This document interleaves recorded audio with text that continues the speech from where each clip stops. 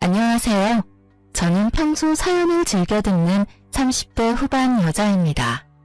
몇 번이고 썼다 지웠다 하며 고민하다 큰 마음 먹고 사연을 보내봅니다. 저는 만삭의 몸으로 남편이라는 놈과 이혼하게 되었는데요. 오죽했으면 제가 출산을 얼마 남기지 않고 이혼까지 결심하게 되었는지 들어봐 주실래요? 남편과 전 소개팅으로 처음 만나게 되었어요. 처음 남편이 그렇게까지 제 마음에 쏙 든 건 아니었는데 예의상 몇 번 식사 자리를 가시다 보니 점점 마음이 가더라고요. 그렇게 시작된 연애가 1년이 되고 2년이 되고 3년이 되었어요. 자기야, 우리 이제 연애 그만할까? 뭐? 갑자기 그게 무슨 말이야? 헤어지자는 말이야? 아니, 이제 연애 그만하고 결혼하자고. 나 자기랑 이제 한 집에서 살고 싶어. 고민이 되더라고요. 남편을 사랑하는 건 맞지만 그때까진 결혼 생각이 크지 않았던 터라 이렇게 결혼해야 하는 것이 맞는 것일지 하는 생각이 들었어요. 저의 그런 고민을 눈치챈 남편은 앞으로 더 잘할 테니 자신을 믿어달라고 하더군요. 그 뒤론 남편은 저에게 정말 헌신적으로 잘해주었고 전 살면서 이렇게 저를 아껴주고 사랑해주는 남자가 또 있을까? 하는 생각이 들더라고요. 결국 전 남편의 프로포즈를 승낙했고 그렇게 저희는 결혼하게 되었어요. 결혼을 할 당시 저희는 부모님의 도움을 받지 않고 오로지 저희가 가진 돈으로 결혼했어요. 양쪽 집이 어렵다거나 그런 이유는 아니었어요. 많진 않았지만 그간 회사 생활을 하며 저희도 그간 모은 돈이 있었기에 굳이 손을 벌리고 싶지 않았기 때문이었어요. 시댁은 어머님 혼자 계셨는데 아버님은 일찍 돌아가시고 어머님이 혼자 남편과 남편보다 3살 어린 시누이를 키웠다고 하더라고요. 그 어려운 상황에서도 아들, 딸 모자람 없이 넉넉한 환경에서 키워주셨다는 말을 듣는데 어머님 참 대단하시다는 생각과 함께 존경심마저 들었어요. 저희 부모님도 저와 생각이 같으셨는데 결혼 반대는커녕 시댁에 잘하라는 말씀과 함께 저의 결혼을 응원해 주셨어요. 그렇게 결혼을 하게 된 저흰 여느 부부와 다름이 없는 평범한 부부였어요. 때론 다투기도 하고 다투고 나면 서로 자존심에 말도 하지 않기도 하고 그러다 또 언제 그림 나는 듯이 풀려 함께 시간을 보냈죠. 남편과 전 장난치는 걸 좋아해서 싸움의 끝은 꼭 가벼운 장난을 치며 화해하곤 했어요. 저희는 그렇게 평범하게 살아가고 있었어요. 적당한 시기에 임신도 했고요. 다만 유산기가 보인다며 제가 갑자기 휴직하게 된 것이 사건이라면 사건이 될 수도 있을 만큼 평범하고 평화로웠죠. 지금 생각해보니 그 짧은 순간이 결혼 생활 중 가장 행복한 순간이었네요. 존경스러운 어머님도 저와 장단이 잘 맞는 남편도 내면에 어떤 모습을 감추고 있는지 전혀 예상조차도 하지 못했으니까요. 그렇게 행복하던 어느 날 남편이 심각한 얼굴로 집으로 들어오더라고요. 대개 남편이 심각한 얼굴이면 돈 문제, 일 문제밖에 없더라는 이야기를 들었던 터라 전 의아했어요. 남편은 진급을 앞두고 있을 정도로 회사 일은 평탄했고 생활에 드는 돈도 마찬가지였었어요. 저의 휴직으로 인해 외벌이가 되긴 했지만 그것 때문에 남편이 부담을 느끼거나 그런 일은 없었어요. 월급과 비교를 한다면 적긴 하지만 이럴 때를 대비해 모아뒀던 돈이 있었던 터라 여유 있는 생활이 가능했기에 남편의 심각한 얼굴이 더욱 의아하더군요. 전 아무리 생각해도 다른 이유가 떠오르지 않았고 답답한 마음에 먼저 남편에게 물었어요. 여보, 무슨 일 있어? 표정이 너무 안 좋아. 그게 집에 일이 좀 생겼어. 정확히는 희정이가 사고를 쳤어. 아, 정말 미칠 것 같아. 아가씨가? 왜? 무슨 일인데? 주식을 하다가 일을 냈다네. 그냥 주식에 투자해서 까먹은 거면 그나마 다행인데 신용까지 써서 했는데 그 종목이 완전히 하락했나봐. 그래서 강제 청산이란 걸 당했다고 하더라고. 그거 갚으려고 대출 내고 또 본전 생각나서 대출 내고 그렇게 해서 결국 다 잃었다나 봐. 빚만 남았다는데 그 금액이 꽤 크더라고. 남편의 표정이 어두웠던 이유는 다름 아닌 남편의 동생 신우이 때문이었어요. 그때 당시 주식에 대해선 전혀 알지 못하는 저도 주식시장이 좋지 않다는 것 정도는 알고 있었는데 하필 이럴 때 왜 주식을 한 것인지 저로서는 이해가 되지 않았어요. 거기다 신용까지 썼다니 탄식이 나오더군요. 인터넷에서 주식 신용 써서 깡통 찼다는 사람을 보며 혀끝을 차곤 했었는데 그런 사람이 먼 곳에 있는 것이 아니더라고요. 뭐? 주식? 그러면 요즘 아가씨가 한다는 공부가 주식 공부였던 거야? 아, 정말 미치겠다. 그래서 빚이 총 얼만데? 2억. 뭐? 2억? 2천만 원도 아니고 2억? 2억. 아, 진짜 어떻게 해야 할지 모르겠어. 이자도 한두 푼도 아니고. 그렇다고 해서 젊은이 신용불량자 만들어서 인생 망치게 할 수도 없고 말이야. 간도 크다 했어. 어떻게 그 큰 돈을 날릴 수가 있는지. 아. 남편은 연신 한숨만 내쉬었고 저도 고민이 깊어졌죠. 제가 알기론 어머님도 하시던 일을 다 접으시고 그간 모아두셨던 돈으로 생활하시던 터라 상황이 좋지 않은 것으로 알고 있었기에 해결 방안도 없다는 사실을 잘 알고 있었기 때문이에요. 그렇다고 저희에게도 그 큰 돈이 있을 리가 없었고 저희가 대출을 해서 아가씨의 대출을 막아주는 건 더 말도 안 되는 것이기에 정말 도저히 방법이 보이지 않더군요. 집안은 한숨만이 가득했고 누구도 섣불리 말을 꺼내지 못하고 있을 때였죠. 오늘 장인어른 생신이잖아. 일단 가자. 지금 출발해도 늦어. 아니야. 당신은 오늘 그냥 집에 있어. 나 혼자 다녀올게. 에이, 그런 게 어디 있어. 아무리 상황이 이래도 장인어른 생신인데. 가서 얼굴 뵙고 축하해드려야지. 얼른 가자. 저의 만류에도 남편은 기어코 저를 따라 나서더군요. 참 고마웠어요. 만약 입장을 바꿔 저였다면 어머님의 생신을 챙겨드릴 정신 따윈 없었을 것 같았으니까요. 그렇게 남편은 친정에 함께 갔고 아무렇지 않은 척하려고 노력하는 것 같았지만 부모님의 눈을 속일 순 없었어요. 언뜻 보이는 남편의 어두운 표정을 보신 부모님은 식사 자리가 끝나자 기다렸다는 듯 물으시더라고요.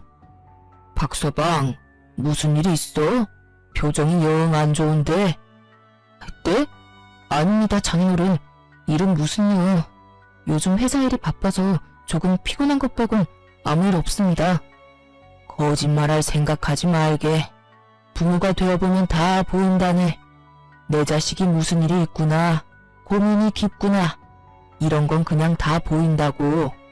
오늘 자네가 들어오는데 무슨 일이 있구나 싶었으니 숨길 생각 말고 말해보게. 다 알고 있다는 듯 추궁 아닌 추궁하는 아빠에게 더 이상의 거짓말은 소용없는 짓이었고 남편 역시 그렇게 느꼈는지 사실대로 털어놓더군요. 그게 사실은 집에 일이 좀 생겼습니다. 동생이 주식을 하다가 빚을 많이 내게 됐다는 사실을 알게 돼서. 죄송합니다, 장인어른. 좋은 날인데 표정 관리 잘 못하고. 아, 그런 일이 있었구먼. 그래서 빚이 얼마나 되길래 자네 안색이 이렇게나 좋지 않은 게야? 그게 2억 정도 된다고 합니다. 생각보다 큰 금액이긴 하군. 자네 걱정이 많았겠어. 괜찮습니다, 장인어른. 어떻게 해서든 해결해 볼 테니 걱정하지 마십시오. 아빠도 적잖게 놀란 눈치더군요. 왜 안 그렇겠어요? 2억이 누구 집 개 이름도 아니고 20대 아가씨가 그렇게 큰 돈을 주식으로 날렸다는데 놀라시는 게 당연했죠. 그렇게 한참을 고민에 빠져 계시던 아빠는 방으로 들어가시더니 종이와 펜을 들고 다시 저희 앞에 앉으시더라고요. 일단 돈은 내가 마련해 줄 테니 급한 불부터 끄세. 아닙니다. 금액이 너무 크기도 하고 제가 무슨 염치로. 제가 알아서 해보겠습니다. 말씀만으로도 너무 감사합니다, 장인어른. 자네 말대로 그 큰 금액을 자네가 무슨 수로 마련한단 말인가? 이럴 땐 그냥 감사합니다 하고 받는 걸세. 염치가 밥 먹여준다나? 돈이라도 만들어준다나? 그런 건 일단 급한 불부터 끄고 생각하는 걸세. 그리고 그냥 준다는 거 아니네. 여기 이 종이에 차용증 쓰게. 달마다 조금씩 갚아 나가게. 그게 그래도 제가 염치가 너무 없습니다. 얼른 적게. 늙으니 팔 떨어지겠네. 장인어른, 너무 감사합니다. 정말 감사합니다. 정말 이 은혜 잊지 않겠습니다. 마음고생이 심했는지 남편은 울더라고요. 이건 아니라는 생각도 들긴 했지만 차용증도 이미 썼고 재빠른 아빠가 이미 입금도 완료했던 상황이었기에 제가 나서서 뭘 어떻게 할 수 없는 상황이더군요. 상황도 그랬지만 재차 감사하다며 우는 남편을 보니 안쓰럽기도 해 괜히 입대지 말고 남편을 믿어보기로 했어요. 남편은 제 걱정과는 달리 성실히 변제를 해나가더군요. 저에게도 더 잘해주고요. 주말엔 꼭 저를 데리고 친정으로 가 시간을 보내주고 임산부의 특권인 새벽에 뜬금없는 음식 찾기도 마음껏 누리게 해주었어요. 여보, 왜 그러고 있어? 그게 나 냉면이 너무 먹고 싶어. 그 냉면 안에 들어있는 무조림 김치를 너무 먹고 싶어. 그거에 갈비 싸먹으면 너무 맛있을 것 같아. 어이구, 그런 거면 진작 날 깨웠어야지. 당신 내일 출근도 해야 하는데 어떻게 깨워. 그래도 깨워. 괜찮아. 임신했을 때 먹고 싶은 거 못 먹으면 미혼아가 나온다고 그러더라. 그러니까 먹고 싶은 거 있으면 내가 밤 꼴딱 새우고 겨우 눈 붙인 상황이라도 무조건 깨워. 알겠지? 고마워. 그러면서 밝게 웃는 얼굴로 냉면과 갈비를 구하러 나가는 남편의 뒷모습을 보는데 눈물이 다 날 정도로 참 행복하더군요. 마음 편히 잘 먹고 잘 지낸 덕에 아기는 저의 뱃속에서 무럭무럭 잘 자라주었고 안정기를 지나 만삭이 되었어요. 그렇게 5개월이 지났고 전 출산을 앞두고 있었습니다. 출산 경험이 있으신 분들이면 다들 아시다시피 그맘때쯤엔 다들 출산 가방을 몇 번씩 쌌다가 풀었다가 하시잖아요. 저도 마찬가지였어요. 여기저기 검색을 해보고 필요하다 싶은 물건을 고르고 골라 가방을 싸고 있었죠. 현관문 열리는 소리에 시계를 보니 벌써 남편 퇴근 시간이 되었더라고요. 저는 아차 하는 마음에 현관으로 달려나가 남편을 맞이했고 저를 바라보는 남편의 얼굴은 어두웠어요. 전 불안했어요. 남편의 표정이. 딱 아가씨가 돈 사고를 쳤을 때와 똑같았기 때문이었죠. 전 불안감을 애써 감추며 남편에게 물었어요. 여보, 또 무슨 일 있는 거지? 아, 정말 미치겠다. 긴 한숨을 내쉬던 남편은 아무런 기력도 남아있지 않는 듯 소파에 기어가듯 걸어가 몸을 기대더군요. 이거 진짜 큰일이구나 싶더군요.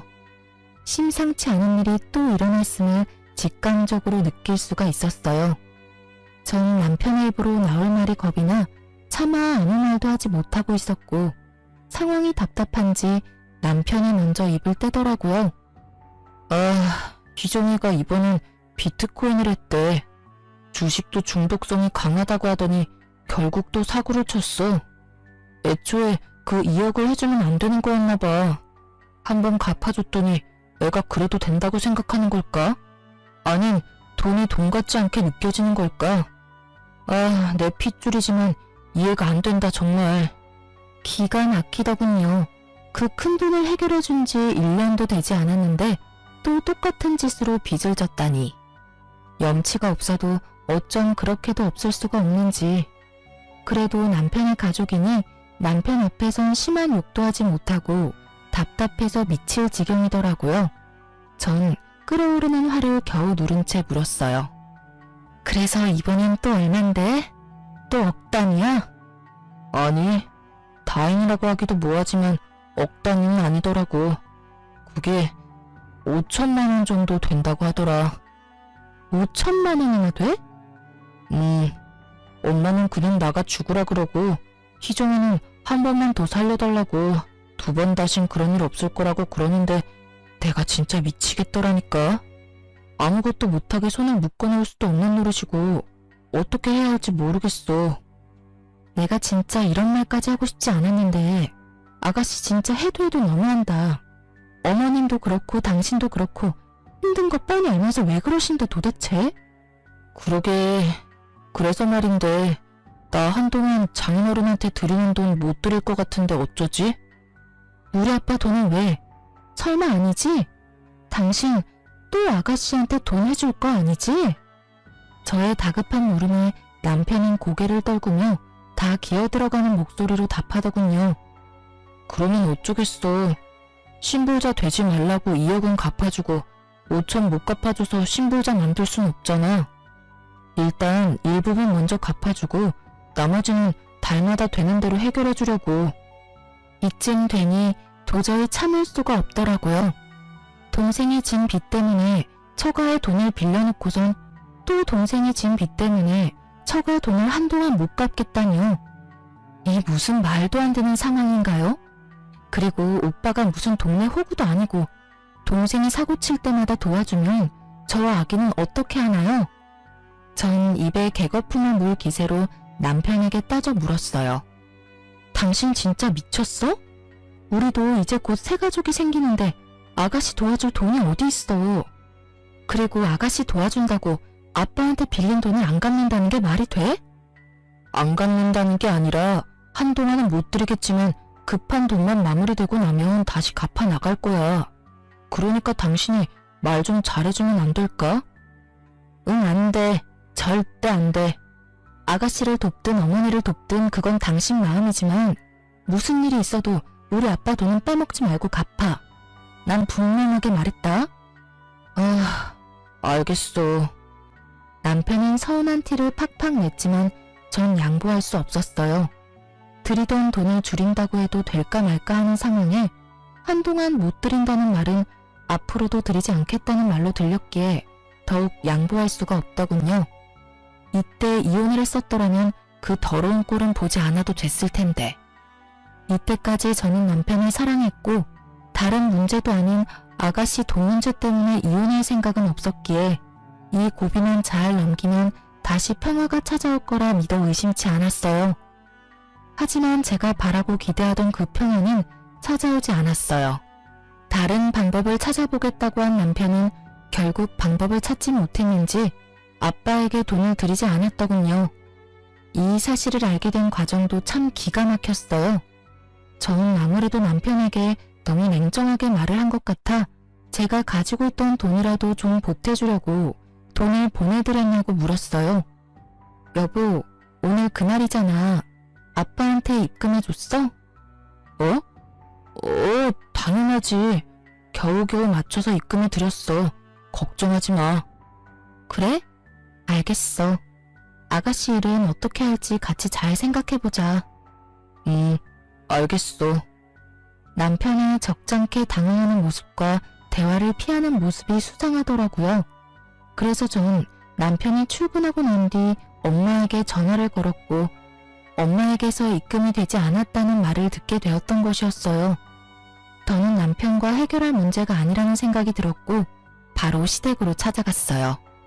시댁은 주택이었는데 무슨 일인지 대문이 열려있길래 배를 누르지 않고 그냥 들어갔고 마당에서 현관으로 걸어가는데 현관도 열린 것인지 집안의 대화 소리가 들리더군요. 대화의 주인공은 어머님과 시누이였는데 두 사람은 싸우고 있는 듯 했어요. 언성은 높았고 그 높고 큰 목소리 덕분에 두 사람의 대화가 더욱 잘 들렸어요. 엄마, 그냥 엄마가 돈 좀 해줘. 나 진짜 다시는 돈 사고 안 친다니까. 진짜 앞으로는 절대 이런 일 없을 거야. 그러니까 나 한 번만 좀 살려줘. 이거사, 엄마가 돈이 어디 있어? 요즘 엄마도 일 다 접고 집에서 쉬는 거 알아 몰라? 없긴 왜 없어? 이 집 있잖아. 이게 진짜 미쳤나 봐. 달랑 하나 남은 집으로 네 빚이나 갚아달라는 말이야? 딱 5천만 원만 해주면 되잖아. 집 담보 대출 받아서 좀 해결해줘. 너 진짜 미쳤어? 엄마는 딸보다 이딴 집이 더 중요해? 나 진짜 이러다 신용불량자 된다고. 하나뿐인 딸이 신용불량자 되면 엄마는 좋을 것 같아? 상견례 때부터 철이 없다 싶더니 시누이의 뻔뻔한 말을 듣고 있자니 저 미친 딸을 살려둔 어머님이 대단하다는 생각마저 들더군요. 아무래도 오늘은 날이 아닌 것 같아 돌아서는 순간 어머님의 대답이 제 발길을 멈추게 했어요. 기다려봐 이거사. 네 오빠가 처가에서 또 돈 받아온다고 했으니까. 2억도 해줬는데 그깟 5천 못 해주겠어? 그 말을 어떻게 믿어? 그러다가 태연이가 알게 되면 어떡해. 이번엔 네 새언니 모르게 혼자 가서 받아온다고 했으니까 일단 기다려보자. 어찌됐든 이 집은 절대로 못 건드리니까 그런 줄 알아. 이건 엄마 노후 자금이라고. 만약에 또 빌려온다 쳐. 그 돈을 또 언제 다 갚아. 그냥 엄마가 좀 해주면 안 돼? 네가 갚을 것도 아니면서 뭘 그런 걱정까지 하니? 그리고 그 돈을 설마 다 받겠어? 그냥 성의 표시로 몇 달 갚다 보면 인제 그만 갚으라고 하겠지. 혹시라도 그런 말 없으면 처가 가서 힘든 척 좀 하라고 하면 돼. 이제 애도 나오겠다. 자기 딸 힘들어질 게 뻔한데 그 돈을 다 받겠어?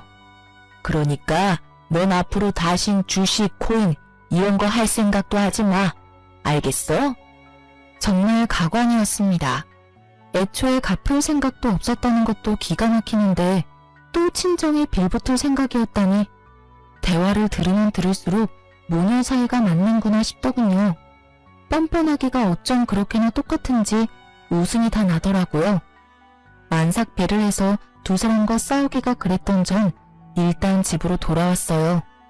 뱃속의 아기만 아니었다면 당장 그 집구석에 들어가 다 엎어놨겠지만 혹시나 하는 마음이 드니 행동이 신중해지더라고요. 남편도 어머님과 같은 생각인지 궁금했고 일단 상황을 지켜보기로 했죠. 집으로 돌아온 저는 다시 생각에 빠져들었고 다시 생각해도 기가 막히더군요. 어떤 뇌구조를 가지고 있으면 저런 해결책을 찾을 수가 있는 건지. 아니, 애초에 그것이 해결책이라고는 할 수 있는 건가요? 그건 그냥 떠넘기는 거 아닌가요? 그것도 사돈한테 말이죠. 심지어 어머님이 대출된다는 사실도 놀라웠어요. 처음 신우이가 돈 사고를 쳤을 당시 입만 떼면 요즘 힘들다고 하는 어머님을 보며 상황이 아주 좋지 않아 대출이 불가능하다고 생각했는데 애초에 어머님은 대출할 생각도 없었다는 사실을 알게 되자 더욱 그 뇌구조가 궁금하더군요. 지금 일어나는 모든 상황 자체가 상식적이지 않았고 이 상식적이지 않은 상황을 정리해야만 하겠더라고요. 일단 남편이 어디까지 알고 있는 것인지가 중요했어요. 정황상 남편도 어머님과 한통속인 듯 했지만 혹시 모르는 만일이라는 것도 있기에 확실히 남편의 의중을 확인했어야 했죠. 정확히 확인해야만 남편과 이혼할지 아니면 시댁과의 연만 끊을지 결정되는 문제이기에 신중해야 했습니다. 무엇보다 뱃속에 아기도 있으니 더욱 신중에 신중을 더해야 했어요. 제가 생각에 빠져있는 사이 남편은 퇴근하고 돌아왔고 전 남편에게 아무것도 모르는 척 물어봤어요. 여보, 내가 혹시 몰라서 엄마한테 물어봤는데 요즘 우리 친정도 힘들다네? 생활비도 모자라는 상황인가 봐. 그래서 하는 말인데 어머님 지금 사는 집도 작아잖아. 거기 담보대출 받는 건 어때? 그 정도 집이면 5천 정도는 그냥 나오지 않아? 제 말에 남편은 눈에 보이게 움찔하더군요. 그 모습만으로도 남편의 의중을 알기에 부족함이 없었고 그 뒤로 남편의 입에서 흘러나오는 말들은 더욱 저에게 확신을 심어주었습니다. 그게 그 집은 엄마 노후 자금인데 건드리기가 좀 그렇잖아. 우리도 이제 아기 태어나고 나면 더 도와드리기 힘들 테고. 나중 생각하면 그 집은 건드리면 안 되겠다 싶더라고. 입을 확 찢어버리고 싶은 마음을 겨우 누르고선 남편에게 따지듯 되물었어요. 그게 말이 돼? 당신한테 빌려준 2억도 우리 아빠 엄마 노후 자금이었어. 그 돈은 받아가서 갚지도 못하고 있는데 어머님 집은 노후 자금이라서 안 된다? 그런 논리가 도대체 어디 있어? 심지어 아가씨 일이잖아. 우리 엄마 아빠는 자기 자식도 아닌 아가씨 빚 갚는다고 노후 자금 다 내놓은 판국에 일이 또 이렇게 됐으면 당연히 어머님이 나서야 할 때 아니야? 아니, 늦어도 한참 늦으셨지. 사실 2억도 우리 부모님이 아니라 어머님이 해주셨어야 했어. 내 말이 틀려? 최대한 언성은 높이지 않으려고 노력했는데 말하다 보니 저도 모르게 점점 언성이 높아지더라고요. 그런 제 모습이 남편도 거슬렸는지 급발진하며 막말을 쏟아내기 시작하더군요. 당신 지금 그까지 돈 좀 당신 친정에서 받아왔다고 유세 떨어? 그까지 푼 돈으로 유세 좀 떨지 마.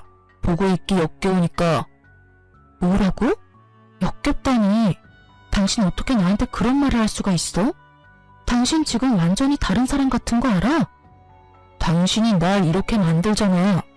그리고 자꾸 이런 식으로 굴면 앞으로 절대 그 돈 안 갚을 수가 있으니까 알아서 해. 알겠어? 당신 진짜 웃긴다. 돈 빌려갈 땐 고맙다고 눈물까지 흘리면서 그 은혜 잊지 않는다고 하더니 이게 은혜 잊지 않겠다던 사람이 할 태도야. 돈을 안 갚는다고? 그걸 지금 말이라고 해? 그럼 말이지 방귀야? 임신했다고 오냐오냐 했더니 남편 무서운 줄 모르고 뭐? 논리? 어디서 논리를 운운하고 있어? 급발진해서 저보다도 더 언성을 높여대던 남편은 가쁜 숨을 한 차례 고르더니 더욱 충격적인 말을 하더군요. 당신 배불러서 이혼당하고 싶지 않으면 알아서 잘해. 무슨 말인지 알지? 이번에도 친정에서 5천만 원 받아오란 이 말이야. 생활비가 없든 노후자금이 없든 난 모르겠고 무슨 일이 있어도 5천 만들어서 가지고 와. 알겠어? 그러게 좋게 대해줄 때 알아서 길 것이지 꼭 사람을 나쁘게 만들고 있어. 멍하더군요. 제가 들은 말이 진짜 현실이 맞는 것인지, 이 말들이 진짜 내 남편의 입에서 나온 말이 맞는 것인지 한참을 멍하게 그 자리에 서 있었고 정신을 차려보니 남편 놈은 거실 욕실에서 씻고 있더라고요. 참 가당치도 않았어요. 시댁 인간들이 그따위 내구조를 가지고 있을 때 알아봤어야 했는데 남편 놈도 그 인간들이 별반 다르지 않은 인간이더라고요. 하긴 그 핏줄이 어디 가겠어요? 그 와중에 입고 출근했던 양복은 욕실 앞에 뱀 허물과 다름이 없는 꼴로 벗어났는데 전 저도 모르게 몸부터 움직여 그 양복을 집어들었어요. 치워야겠다는 이런 생각 따윈 없었는데 왜 그 양복을 집어든 것인지 아직도 모르겠지만 어찌되었든 전 양복 상의를 집어들었고 그 순간 상의 주머니에서 종이가 떨어지더라고요. 떨어진 종이는 다름 아닌 차용증이었어요. 분명 친정에 있어야 하는 차용증인데 왜 남편 옷에서 나오는 것인지 그 이유는 전화 한 통으로 가뿐히 알 수 있었어요. 여보세요? 딸, 이 시간에 웬일이야? 무슨 일 있어? 아니, 일은 없는데 물어볼 게 있어서 혹시 박서방 집에 들린 적 있어? 며칠 전에 내 음식 생각나서 왔다면서 점심시간에 왔더라고. 그래서 점심 함께 해서 먹였지. 얼마나 맛있게 먹는지. 요즘 집에서 정서방 밥 안 해 먹이니? 아니, 잘해 먹여. 내가 다른 건 몰라도 끼니는 잘 챙기잖아. 하긴 그렇긴 하지. 그런데 그건 갑자기 왜 물어? 그냥 이야기하다가 엄마 집 다녀왔다고 하길래 뭐 했나 싶어서 물어봤어. 엄마 목소리도 듣고 싶어서 겸사겸사 전화했지. 모든 것이 확실해졌어요. 남편 놈은 엄마가 혼자 있는 시간을 노리고 친정에 가서 차용증을 몰래 가지고 나온 것이었어요. 그리고 그렇게 생각했겠죠. 이제 차용증이 없으니 최악의 경우 그 돈은 갚지 않아도 되겠다 하고요.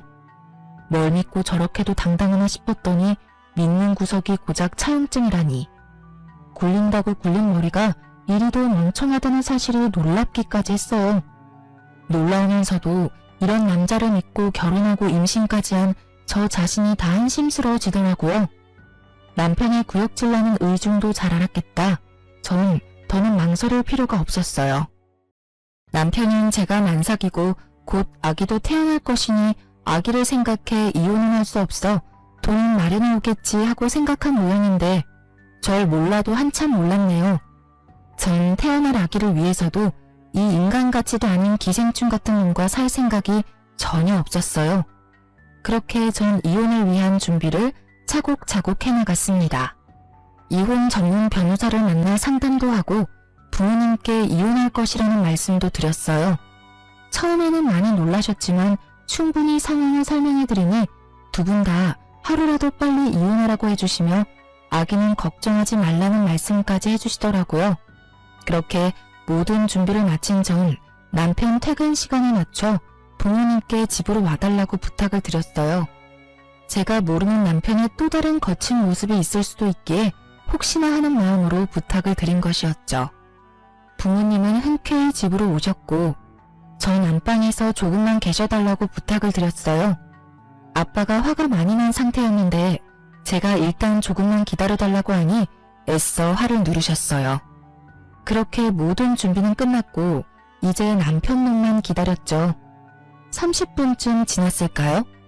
아무것도 모르는 남편이 집으로 들어오더라고요. 신발을 벗고 거실에 들어서는 남편 앞을 막고 차용증을 내밀며 물었어요. 이게 왜 당신 손에 있어? 또 무얼 가지고 시비질이 나는 듯 잔뜩 찌푸린 남편의 표정은 순식간에 아연실색이 되더군요. 당신이 이걸 어떻게 이리 내놓지 못해? 말까지 더듬으며 당황하던 남편은 저에게서 차용증을 뺏어가더니 제가 보는 앞에서 찢어버리더라고요. 그 모습이 얼마나 천박한지 그 순간 내가 이런 남자를 왜 사랑했나 싶었어요. A4 용지의 차용증을 손톱 크기로 찢어버린 남편은 저에게 화를 내기 시작했습니다. 그야말로 아무 말 대잔치를 하는 남편을 보는데 정말 뻔뻔하기가 그지없더라고요. 너 뒤졌어? 너 이거 범죄야. 너 이거 도둑질이라고 이 도둑년아. 지금 나보고 도둑년이라고 했어? 애초에 이게 네 손에 있는 것 자체가 이상한 일 아니야? 그래서 뭐 어쩌자고. 네가 뭘 알았든 니까짓게 할 수 있는 거라도 있어? 할 수 있는 거? 있지. 할 수 있는 게 한두 가지가 아닌데 그중 제일 급한 게 이거인 것 같네. 우리 이혼하자. 저의 이혼 통보에 남편은 가소롭다는 듯 저를 보며 비웃더라고요. 그런 남편을 보며 저 역시 비웃어 주었어요. 웃어? 지금 네가 웃을 때야? 잘 생각해, 이 멍청한 여자야. 네가 지금 네가 어떤 상황인지 잘 모르는 것 같은데 너 조금 있으면 출산해. 곧 내 자식을 낳아야 한다고. 그럼 어떻게 해야 하겠어? 어떻게 하긴 너 같은 놈이랑 이혼하고 혼자 순산하면 되지. 아니지. 지금 나랑 이혼하면 너만 손해야. 알겠어? 너 애 혼자 키울 자신 있어? 난 미리 말하는데 우리 이혼하면 애 키울 생각 없어. 그러니까 꼴에 자존심 부린다고 후회할 짓 하지 말고 내가 저번에 말했듯이 친정 가서 돈이나 받아와. 깔끔하게 5천만 원만 받아오면 내가 다 용서하고 너랑 다시 살아줄게. 물론 애한테 잘할 거야. 아무렴 내 핏줄인데 잘해야지. 남편의 말을 듣고 있는데 이놈의 따귀를 때려줘야 하나 머리채를 잡아야 하나 정말 오만 생각이 다 들더군요. 뱃속의 아기도 잊은 채 저놈을 어떻게 뜯어내야 제 분이 풀릴까 하는 고민에 빠진 그때 제가 준비한 무대에 또 다른 주인공이 집으로 들어오더라고요. 그건 바로 어머님이었어요. 사연에 나오는 대부분의 시무가 그러하듯 어머님 역시 벨 따윈 누르지 않고 당당히 비밀번호를 누르고 들어오시더군요. 남들이 봤다면 어머님 집이라는 착각이 들 정도의 당당함에 참 어이가 없더라고요. 넌 임신한 게 유세구나. 이 시간에 어른을 오라가라. 말 한마디로 움직이게나 하고 말이다. 그래, 네 말대로 네 남편 퇴근 시간 맞춰서 내가 왔다. 무슨 할 말씩이나 있어서 이 시간에 오라고 한 게야? 어머님은 어른인 자신을 저희 집으로 오라고 한 것에 불만이 큰 듯 저를 매섭게 쏘아보며 말하더군요. 전 그런 어머님의 눈을 피하지 않고 대답해드렸어요. 저 이 사람이랑 이혼하려고요. 이혼? 너 어디 아프니? 갑자기 무슨 이혼이란단 말이야. 내가 아는 그 이혼 맞니? 네, 그 이혼 맞아요. 사실 제가 며칠 전에 어머님 댁에 갔다가 들어선 안 될 이야기를 좀 들었거든요. 너 이제 하다 몰래 남의 대화도 엿듣니? 정말 수준하고는. 그래, 말 나왔으니 드러나 보자. 무슨 이야기를 들었길래 이 밤중에 사람을 오라가라 했는지 말이나 해보려무나. 아, 그게요. 어머님이랑 아가씨가 나누는 대화였는데 제가 수준 낮게 굳이 엿듣지 않아도 어찌나 크게도 이야기하시는지 마당에서도 다 들리던데요. 그 동무서인 줄 모르는 아가씨는 어머님께 집 담보대출을 해서라도 돈 내놓으라고 난리였고, 어머님은 집은 절대 못 건드린다며 저희 친정에서 네 오빠가 돈 받아올 테니 기다리라고 하시더라고요. 제가 그 이야기를 듣는데 기가 막혀서 한참을 웃었지 뭐예요. 제가 여기 이 자리에서 분명하게 정리해드릴 테니 잘 들으세요. 너도 잘 듣고. 전 절대 저희 친정에서 5천만 원은커녕 10원도 더 받아올 생각도 없을 뿐더러 앞전에 빌려드린 2억도 이런 한 푼 빼지 않고 다 받아낼 거예요. 아, 그리고 위자료까지 두둑하게 받아내고 이혼할 예정이니 미리 돈이나 준비해 두세요. 어머님 집 담보대출 지금 받으시면 되시겠네요.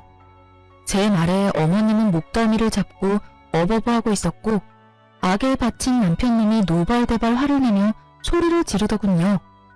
2억? 차용증도 없는 마당에 네가 무슨 수로 돈을 받아내겠다는 거야? 증거 있어? 내가 2억 빌렸다는 증거 있냐고. 이쯤 되니 정말 이 인간들은 제정신이 아닌 것 같더라고요. 그냥 염치가 없는 정도를 넘어 정신과 치료가 필요해 보이는 수준이었어요. 돈과 엮이면 전혀 다른 사람이 되는 사람들이 있다더니 제 가까운 곳에 그것도 지금까지는 가족인 사람이 그런 사람이었다니 참 놀랍기도 하고 무섭기도 하더라고요.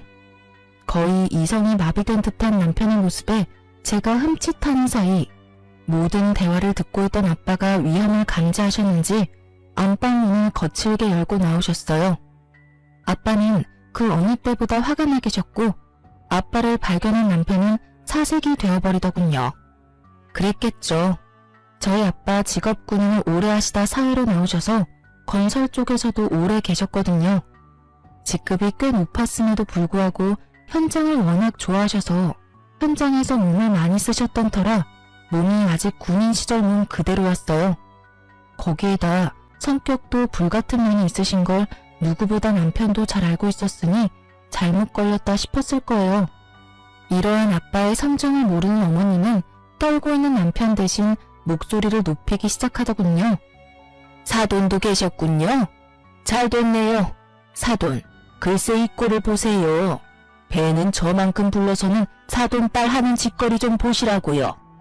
이 시간에 어른을 오라가라 한 것도 기가 막히는데 돈 빌려준 유세도 모자라서 이혼까지 운운하네요.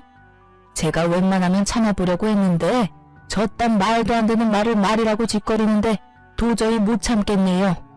가만히 있지 마시고 얼른 저 물건 홍구멍 좀 내세요. 어머니 말을 가만히 듣고 있던 아빠는 저를 보며 혼을 내기 시작하더라고요.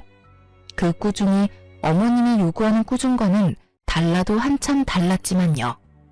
너는 내가 그렇게 가르쳤어? 그래, 넌 혼 좀 나야 해. 아주 눈물 쏙 빠지게 혼내셔야 해요. 내가 몇 번이고 말하지 않았느냐. 이럴 땐 욕을 하거나 욕을 하기 힘든 상황이면 침이라도 뱉으라고. 내 그리 똑똑히 가르쳤거늘. 하여튼 너는 마음이 그리도 약해서는 딸아, 이럴 땐 어른 대접도 해줄 필요가 없단다. 어른이 어른다워야 어른 대접을 받을 자격이 생기는 거야. 이런 것들은 짐승만도 못한 것들이라 그냥 똑같이 대해주면 돼. 알겠어? 사돈, 지금 말 다 하셨어요? 아, 이제 보니 이 물건이 사돈을 똑 닮아 이렇게 앞뒤 분간 못하고 말을 막 하는 거였네요. 그 어렵다는 사돈한테 뭐요? 짐승? 기가 막혀서 네 그냥 넘어가지 않을 겁니다. 사돈딸, 내가 아주 피가 마를 때까지 괴롭혀 줄 거란 이 말이에요. 이혼 생각도 하지 마세요. 안 해주면 그만인 이혼 누구 좋으라고 이혼한답니까? 그 어렵다는 사돈 돈을 맡겨놓은 돈처럼 막 가져다 쓰려고 했던 분이 누구였는지 이 아줌마는 기억도 나지 않는 것 같더라고요. 뻔뻔한 어머님의 말을 듣고 있던 아빠는 도저히 참을 수가 없는지 참았던 화를 버럭 내셨어요. 그 입 못 다물어? 가당치도 않게 지금 어디서 큰 소리야? 그리고 감히 지금 내 앞에서 누굴 괴롭힌다고? 내 웬만해서 한땐 가족이었던 사람들이라 참으려고 했는데 모자간에 사이좋게 지금 당장 콩밥 먹게 해줘? 우리가 콩밥을 왜 먹어? 우리가 뭘 잘못했다고? 몰라서 묻나? 아, 이걸 아직 안 보여줬네. 그러니 그렇게 목소리가 크지. 우선 이거부터 보고 다시 이야기라는 것을 해볼까? 아빠는 손에 쥐고 계시던 차용증 원본을 내밀었어요. 그래요. 사실 아까 남편이 찢은 차용증은 복사본이었고 원본은 아빠가 가지고 계셨던 것이었어요. 차용증이 남아있음을 안 어머님은 얼굴이 사색이 되어 아무 말도 하지 못하더군요. 그런 어머님을 보며 아빠는 긴 숨을 내쉬며 흥분을 가라앉히고 그래도 최대한 예의를 갖추고 말하려고 노력하시더라고요. 내가 이런 날이 올 줄 알고 그랬던 건 아니었는데 혹시나 하는 마음에 바로 공증이라는 걸 받아놨어요. 그리고 굳이 이 차용증이 아니더라도 입금 내역이 고스란히 남아있는데 어찌 그리 않지 앞도 모르고 그렇게 행동할 수 있는 것인지. 차용증을 자세히 읽어보긴 했는지 모르겠지만 사돈, 여기 이런 조항이 있습니다. 갑이 원할 시엔 이자까지 쳐서 무조건 일시불 상환을 한다. 전 일시불 상환을 원하고 기한은 넉넉하게 일주일 드리죠. 들어보니 집 담보대출 가능하다고 하던데 서류만 잘 갖추면 하루만 해도 대출은 가능하니 제법 여유로우실 겁니다. 아빠의 단호한 태도에 남편과 어머님은 그제서야 무릎까지 꿇고 싹싹 빌기 시작하더군요. 닭똥 같은 눈물까지 흘리면서요. 아이고, 사돈, 이러는 법이 어디 있습니까?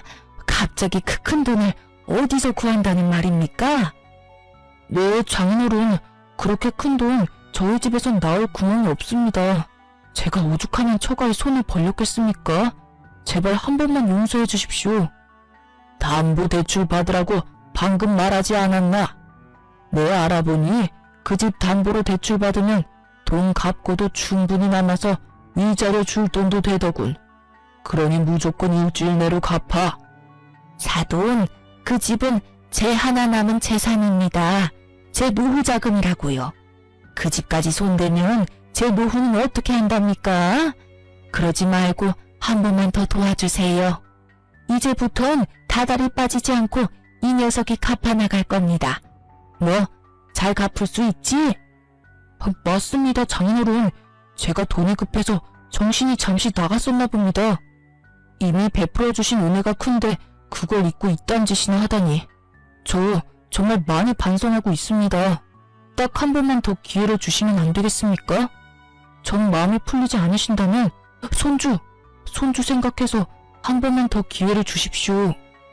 듣고 있기도 힘들었던 저는 이때껏 이 모든 상황을 녹음하고 있던 휴대전화를 보여주며 말했어요.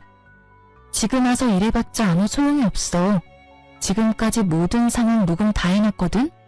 이 녹음 파일도 변호사분 드릴 거니까 그런 줄 알고 미리미리 위자료 준비해놔. 여보, 제발 이러지 마. 당신마저 이러면 난 어떻게 해. 뱃속의 아기 생각해서라도 한 번만 다시 생각해봐. 응? 내가 앞으로 정말 잘할게. 이런 일 있기 전까진 우리 정말 좋았잖아. 당신이 원하면 나 우리 집에 다신 상관 안 하고 남남처럼 살 수도 있어. 그러니까 한 번만 다시 생각해봐. 몇 번을 다시 생각해봐도 내 결심은 바뀌지 않으니까 그런 줄 알고 위자료 준비해놔. 애 걱정하지 말고. 그렇게 말한 전 부모님과 함께 친정으로 갔고 친정에서 이혼을 진행하게 되었어요. 부모님께는 그런 모습을 보여 죄송했지만 혼자였다면 꽤 많이 힘들었을 이혼 소송이 부모님 울타리 안에 있으니 그래도 견딜만 하더라고요. 남편이 끝까지 구질구질하게 시간을 끌었고 저의 비싼 변호사님 덕분에 생각했던 것보단 빨리 승소하게 되었어요. 그렇게 전 이혼을 하게 되었고 위자료도 생각했던 것보다 많이 받았어요. 물론 부모님의 피 같은 돈도 이자까지 쳐서 다 돌려받았고요. 제 위자료와 부모님의 돈은 결국 전 시모의 집을 처분해 주더라고요. 왜 굳이 처분을 했을까 하고 궁금했는데 동네 분들께 전해 들은 말론 그 사이 전 시누이가 또 사고를 쳤다고 하더군요. 대출로는 충당이 안 되는 금액이라 집을 처분했어야만 했고 전셋집은커녕 월세집으로 이사를 했다고 했어요. 그 말을 듣는데 월세집까지 털어먹어야 그 손가락이 멈추려나 하는 생각이 들더군요. 그것이 마지막으로 그 인간들의 소식은 들을 수가 없었어요. 굳이 듣고 싶지도 않았고요. 이혼하고 난 뒤 2주일 정도 지났을 때 전 출산을 했어요. 정말 하늘이 노랗게 변한다고 하더니 전 노랗다 못해 하늘 볼 정신도 없더라고요. 아, 정말 이러다 큰일 나겠구나 하는 순간 아기가 세상 밖으로 나왔고 전 딸아이를 품에 안게 되었습니다. 그때 처음 든 생각이 다른 것도 아닌 엄마도 이렇게 힘들었을까? 였어요. 말로만 듣던 출산을 직접 하고 나니 정말 엄마가 대단하다는 생각밖에 들진 않더군요. 그렇게 제가 철이 들게 만들어준 딸은 4.5kg로 아주 건강한 딸이었고 자연분만을 한 저 자신을 뿌듯하게까지 느끼게 해주는 우량아였어요. 출산을 무사히 마친 전 친정에서 부모님과 함께 지내며 육아를 하고 있어요. 그 건강하던 딸은 어느새 3살이 되었고 젖살이 빠진 지금도 여전히 우량하답니다. 제 새끼라서 그런 것이 아니라 얼마나 귀여운지 동네 어르신들의 사랑을 한몸에 받으며 자라고 있어요. 전 요즘 복직을 준비하고 있습니다. 딸이 조금 크기도 했고 언제까지나 부모님께 신세를 지고 있을 순 없는 노릇이니까요. 새로운 직장을 찾아보던 중 전에 일하던 회사에서 복직하는 것이 어떻겠냐는 제안을 해주셨고 전 감사한 마음으로 받아들였죠. 오랜만에 하는 출근, 설레기도 하고 걱정도 되지만 오랫동안 자리를 비웠음에도 불구하고 두 팔 벌려 환영해준 회사를 위해 이 한 몸 바쳐보려고요. 사실 자신 있게 이혼을 하긴 했지만 걱정이 없었던 것도 아니었어요. 출산도 앞둔 것도 걱정이었지만 혼자 아기를 키운다는 것이 쉬운 문제는 아니었으니까요. 하지만 저의 가장 큰 걱정이었던 딸아이는 다행스럽게도 아직까진 밝고 사랑스럽게 자라주고 있어요. 그런 딸아이를 보며 괜한 걱정이었다는 생각도 드는 요즘이에요. 물론 저렇게 사랑스러운 아이가 조금 더 자라서 사춘기가 된다면 상황이 또 어떻게 달라질진 모르겠지만요. 하지만 전 자신이 있어요. 그 힘든 이혼도 해냈는데 그까짓 거 잘 헤쳐나갈 자신 있습니다. 이로써 길었던 제 사연도 끝입니다. 저의 긴 사연 들어주셔서 감사합니다, 여러분.